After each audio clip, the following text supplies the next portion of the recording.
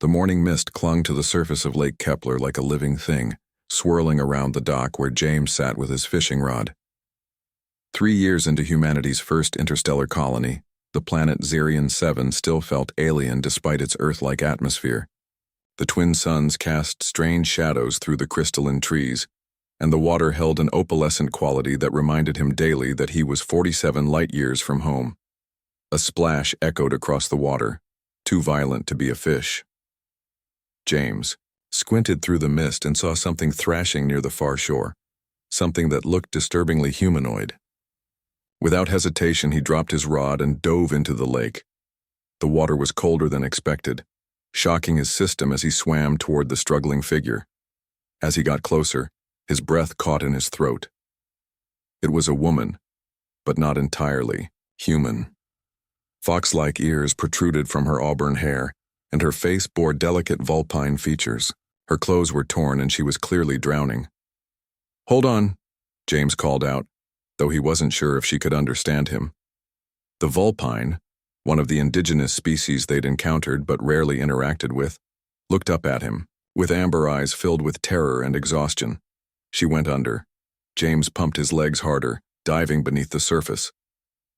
The woman was sinking fast, her waterlogged clothing dragging her down. He wrapped his arm around her waist and kicked, upward with all his strength, breaking the surface just as his lungs began to burn. The swim back to shore felt endless. The woman, Lisa, she had gasped her name between coughs, was barely conscious, her fox-like tail floating limply behind her as James pulled her toward safety. He dragged her onto the sandy beach, immediately checking for breathing. She was alive but weak, lake water streaming from her mouth as she coughed violently.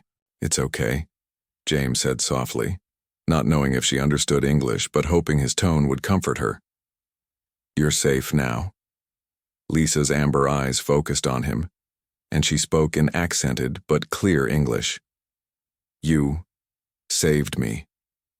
Her voice carried a melodic quality, almost like singing. "But you don't understand what you've done." Before James could ask what she meant, Lisa pressed her palm against his chest. A warm, tingling sensation spread through him, starting from where she touched and radiating outward. His vision blurred, and for a moment he felt as though he was floating. When the sensation faded, Lisa was sitting up, looking stronger despite her ordeal. "I have given you a gift," she said, her tail curling around her legs. "Among my people, when someone saves a life, the saved must offer their most precious possession. For a Vulpine, that is our longevity." James felt different, more energetic, somehow more alive than he'd felt in years. "What do you mean?" "Humans live such brief lives," Lisa explained, her ears twitching with what might have been sadness. "Barely a century at most. My people live for millennia. I have shared my years with you, James Morrison." "How do you know my—" "The gift creates a bond," she interrupted gently. "I know your name, your fears, your dreams of seeing humanity thrive among the stars. And now I know your kindness." James stared at her, processing the implications. "You gave me centuries of life? 500 years to be precise. Half of what I had remaining." Lisa stood gracefully, water still dripping from her russet fur. "But there is more. With longevity comes understanding. You now comprehend our language, our customs, our technology." As if summoned by her words, knowledge flooded James's mind.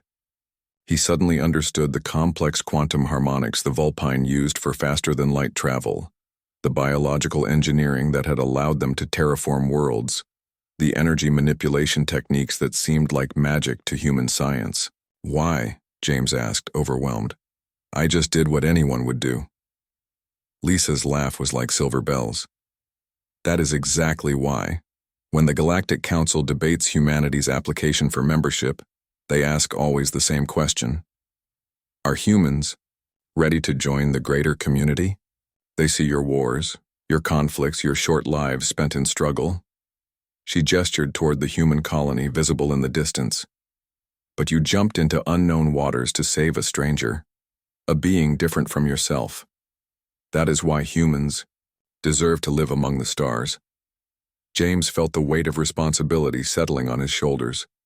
With his extended lifespan and newfound knowledge, he could bridge the gap between species, help humanity take its place in the galactic community. The council meets in 6 months, Lisa continued. I was sent to observe your colony, to make a final recommendation. I had planned to suggest humanity wait another century before applying again. And now? Lisa smiled, revealing slightly pointed teeth. Now I have seen human courage firsthand. I will tell them that humanity is ready, more than ready, necessary. The galaxy needs people who will risk everything for strangers.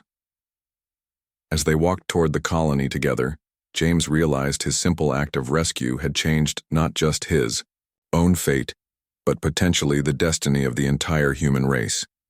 In the distance, the twin suns of Xerion 7 climbed higher, casting their alien light on a future suddenly filled with infinite possibilities.